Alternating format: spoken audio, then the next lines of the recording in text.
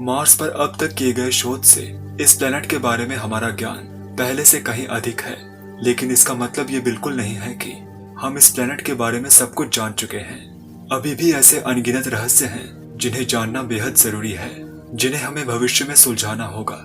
सबसे जरूरी प्रश्नों में से एक जो कई शताब्दियों से कायम है वह ये है कि क्या मार्स प्लेनेट पर पहले एक्स्ट्रा टेरेस्ट्रियल लाइफ फॉर्म्स मौजूद थी। हाल ही में मंगल प्लेनेट की सतह पर क्यूरियोसिटी रोवर द्वारा की गई एक सनसनी खोज अब इस ब्रह्मांडीय रहस्य को जानने में मदद कर सकती है। आज इस वीडियो में हम आपको इस अनूठी खोज के बारे में बताएंगे जिसने खगोल वैज्ञानिकों को मंत्रमुग्ध कर दिया है। क्यूरियोसिटी की चौंका देने वाली खोज। क्यूरियोसिटी रोवर 6 अगस्त 2012 को मार्स प्लेनेट की सतह पर उतरा था। इसने लाल प्लेनेट पर तब से लेकर लगभग 25 किलोमीटर की दूरी तय की है। इस प्रोसेस में इस रोवर पर लगे कई छोटे छोटे टेक्निकल इक्विपमेंट्स को प्लेनेट की सतह पर कई हाई रेजोल्यूशन तस्वीरों को लेने के अलावा कई तरह के काम सौंपे गए हैं। जैसा कि अक्सर होता है, क्यूरियोसिटी रोवर हाल ही में एक चट्टान के सैंपल की जांच कर रहा था, विशेष रूप से गेल क्रेटर में एक पुरानी झील के अंदर मौजूद चिकनी मिट्टी से भरपूर तलछटी चट्टानों की। विशेषज्ञों का मानना है कि इस जगह पर पानी मौजूद था जो अब सूख चुका है। ये जगह तब बनी थी जब लगभग 3.6 अरब साल पहले एक एस्टेरॉयड इस प्लेनेट की सतह से टकराया था। इस तरह की मिट्टी की चट्टान प्लेनेट की जांच में महत्वपूर्ण भूमिका निभाती है, क्योंकि मिट्टी आमतौर पर तब बनती है जब पानी के संपर्क में आने के बाद चट्टानी खनिज गलने लगते हैं। यह संभावित जीवन रूपों के अस्तित्व के बारे में महत्वपूर्ण सुराग प्रदान कर सकता है। यह सिर्फ इस तथ्य के कारण नहीं है कि मिट्टी जीवन के सुराग पाने के लिए एक अच्छी उम्मीदवार है। जब माइक्रोबियल जीवाश्मों के जमाव के सवाल की बात आती है तो क्यूरियोसिटी ने मिट्टी के पत्थर के भी 2 सैंपल्स लिए थे, जिनमें से दोनों की उम्र लगभग 3.5 अरब साल थी। ये सैंपल्स एक दूसरे से लगभग 1200 फीट की दूरी पर लिए गए थे। हालांकि आगे की डिटेल्ड एनालिसिस के दौरान शोधकर्ताओं ने एक असामान्य परिस्थिति का सामना किया। मिट्टी के सैंपल्स में से एक में विशेषज्ञों की अपेक्षा की तुलना में बहुत कम मिट्टी के खनिज मौजूद थे, लेकिन इसके बजाय असामान्य रूप से हाई आयरन डाइऑक्साइड कंटेंट था। ये वही केमिकल कंपाउंड है जो मंगल प्लेनेट को लाल रंग देता है, लेकिन ये मटेरियल कंपोजिशन इस प्लेनेट पर किस वजह से है, इसका कारण क्या है? शोधकर्ताओं का मानना है कि ये बहुत ज्यादा खारे पानी के प्रभाव के कारण है जो खनिज में समृद्ध मिट्टी की परतों में घुस गया था। यह गैलेक्टिक नमक अंततः अस्थिर हो गया, जिसने मिट्टी की परतों में मौजूद समय को बताने वाले निशान मिटा दिए। इस खोज से पहले वैज्ञानिक बिल्कुल आश्वस्त थे कि गेल क्रेटर में इस पुरानी झील की जमीन पर मिट्टी के खनिजों की संरचना अभी तक लाखों वर्षों में नहीं बदली है। इस खोज से पहले वैज्ञानिक बिल्कुल आश्वस्त थे कि गेल क्रेटर में इस पुरानी झील की जमीन पर मिट्टी के खनिजों की संरचना अभी तक लाखों वर्षों में नहीं बदली है। हालांकि ये अज्यूम कर लेना आसान था। जाहिर है कि बाद की प्रक्रियाओं ने कुछ जगहों पर मिट्टी में मौजूद खनिजों को डिग्रेड कर दिया है। उन जगहों को देखकर भी इसका पता लगाया जा सकता है। मिट्टी की तलछट के भीतर केमिकल ट्रांसफॉर्मेशन प्रोसेस को टेक्निकल दुनिया में डाइजेनेसिस कहा जाता है। इस प्रोसेस से मंगल ग्रह पर नया जीवन संभव हो सकता है। हालांकि ऐसा हो सकता है कि इस केमिकल ट्रांसफॉर्मेशन प्रोसेस से वहां हाइपोथेटिकल लाइफ फॉर्म्स समाप्त हो गई हों। वैज्ञानिक इस प्लेनेट की सतह पर खारे पानी के अवशेषों के बारे में बेहद उत्साहित हैं। उनके अनुसार खारे पानी के इन्फ्लक्स ने इन उपयुक्त बेसिक केमिकल कंडीशंस का निर्माण किया, जिससे जमीन के नीचे मौजूद जीव सतह पर आ गए। इसलिए खारे पानी के अवशेषों से मंगल ग्रह पर जीवन के निशान की खोज में सबसे आशाजनक स्थानों को चिन्हित करने में विशेषज्ञों को बहुत मदद मिलेगी। हालांकि मंगल प्लेनेट पर केवल यही एक खोज नहीं है जिसने विशेषज्ञों को आश्चर्यचकित किया है। हाल ही में एक और खोजी गई परिस्थिति ये भी बताती है कि ये प्लेनेट सिर्फ धूल और चट्टानों का ही घर नहीं है, इस पर और भी बहुत कुछ है। मार्स प्लेनेट पर मीथेन।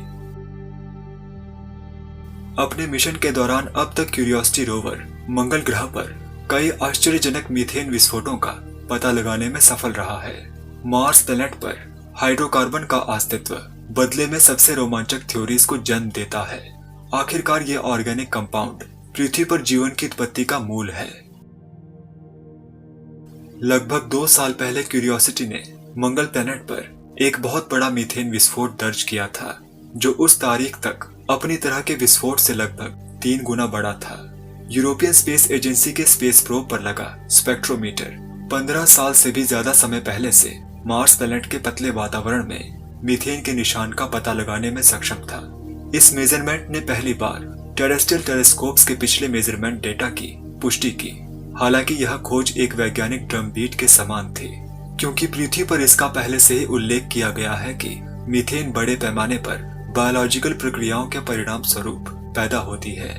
इस तरह से ये मुख्य रूप से विशेष बैक्टीरिया हैं जो कार्बन का उपयोग करने के बाद वातावरण में मीथेन छोड़ते हैं। फलस्वरूप यह सवाल उठता है कि क्या मार्स प्लैनेट पर ऐसी माइक्रोस्कोपिक लाइफ फॉर्म्स भी ऑब्जर्व की गई मीथेन उत्सर्जन के लिए जिम्मेदार है। फैक्ट ये है कि मंगल प्लैनेट पर मीथेन का उत्सर्जन अस्थायी रूप से एक सीमित घटना है। ये बहुत इंटरेस्टिंग है। क्यूरियोसिटी रोवर ने 2019 में इस प्लैनेट पर 21 मीथेन पर बिलियन एयर पार्टिकल्स की कंसंट्रेशन को मापा था। हालांकि थोड़े समय बाद हवा में मीथेन मॉलिक्यूल्स का अनुपात केवल 1 था। यदि पृथ्वी से इसकी तुलना की जाए तो हमारे प्लैनेट पर 1800 मीथेन मॉलिक्यूल है। दुर्भाग्य से रिसर्चर्स अभी तक इन रहस्यमय मीथेन विस्फोटों के स्रोत का पता नहीं लगा पाए हैं। इसलिए वैज्ञानिक पूरे यकीन के साथ ये नहीं कह सकते हैं कि ऑब्जर्व की गई घटना बायोलॉजिकल या जियोलॉजिकल प्रक्रियाओं के कारण है। माइक्रो ऑर्गेनिजम्स के प्रभाव के अलावा ये भी समझ में आता है कि मार्स प्लैनेट पर मीथेन ज्वालामुखियों से पैदा होती है, डस्ट पार्टिकल के डिकम्पोजिशन से या जियोकेमिकल प्रक्रियाओं से। क्या मार्स प्लैनेट पर जीवन संभव है? आज जब हम मार्स प्लैनेट को देखते हैं तो हमें एक बंजर रेगिस्तानी प्लैनेट दिखाई देता है, जो जीवन के लिए ज्यादा अनुकूल नहीं हो सकता। असल में मार्स प्लैनेट सोलर सिस्टम के रहने योग्य क्षेत्र से परे स्थित है। विशेष रूप से इसका मतलब अपने तारे से दूरी की सीमा है, जिसमें एक प्लैनेट पर स्थायी रूप से पानी मौजूद हो सकता है।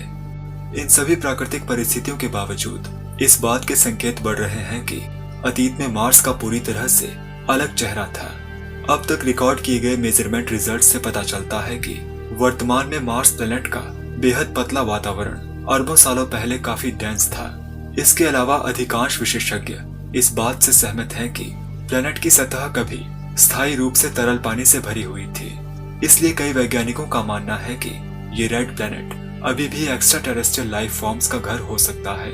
हालांकि शोधकर्ताओं के अनुसार ये जीवन वैसा नहीं होगा जैसा हम साइंस फिक्शन फिल्मों में देखते हैं। असल में ये हायर लाइफ फॉर्म्स नहीं होगी, बल्कि पहले से ही ज्ञात ऑर्गेनिजम्स के अलावा छोटे माइक्रोब्स होंगे, जो संभवतः मार्स पर जमा मीथेन के लिए जिम्मेदार है। जब शोधकर्ता डेविड मैके ने मार्स प्लैनेट के उल्कापिंड में असामान्य संरचनाओं को देखा तो उन्होंने इसकी व्याख्या जीवाश्म बैक्टीरिया के अवशेषों के रूप में की। हालांकि दुनिया के बाकी वैज्ञानिक इस व्याख्या पर अभी भी संदेह करते हैं, क्योंकि ऐसे निशान केवल केमिकल प्रोसेसेस द्वारा भी बन सकते हैं। मार्स प्लैनेट पर लाइफ फॉर्म्स की खोज में पैदा होने वाली एक बड़ी समस्या टेरेस्ट्रियल कंटामिनेशन है। इस बात से इनकार नहीं किया जा सकता है कि संभावित रूप से पाए जाने वाले जीवित प्राणियों का वास्तव में टेरेस्ट्रियल ओरिजिन हो सकता है। यह समस्या नेखला उल्कापिंड की जांच के दौरान पैदा हुई थी। नेखला एक मार्स प्लैनेट का उल्कापिंड है जो 1911 में इजिप्ट में गिरा था। इस उल्कापिंड में विभिन्न अमीनो एसिड पाए गए थे। अमीनो एसिड पृथ्वी पर उत्पन्न होने वाले पहले ऑर्गेनिक मॉलिक्यूल्स में से एक है। हमारी समझ के अनुसार तरल पानी का अस्तित्व जीवित प्राणियों के लिए बुनियादी निर्माण खंड को रिप्रेजेंट करता है, क्योंकि इस लाल प्लैनेट में आज केवल एक बहुत ही पतला वातावरण है। वैज्ञानिक पूरी तरह से आश्वस्त हैं कि वर्तमान में मार्स प्लैनेट पर कोई भी परमानेंट तरल पानी मौजूद नहीं हो सकता। हालांकि शोधकर्ताओं ने कुछ संकेतों की खोज की है कि मार्स के ध्रुवों पर पड़ने वाली सौर किरणों से वहां बहुत कम मात्रा में पानी का निर्माण हो सकता है। हालांकि कुछ अरब साल पहले स्थिति काफी अलग थी।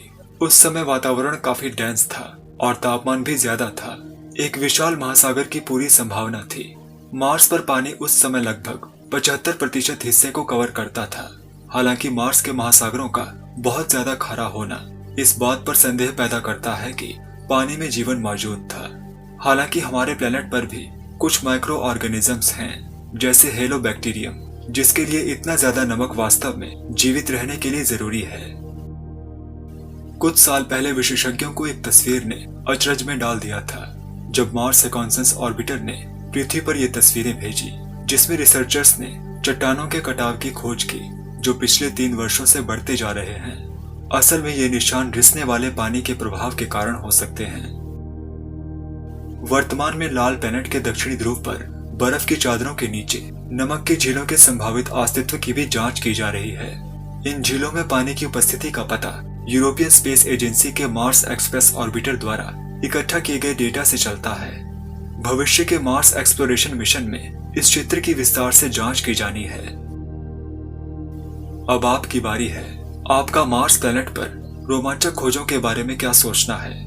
क्या आप मानते हैं कि Mars planet extra terrestrial life forms का घर है? अपने विचार कमेंट्स में जरूर दीजिएगा।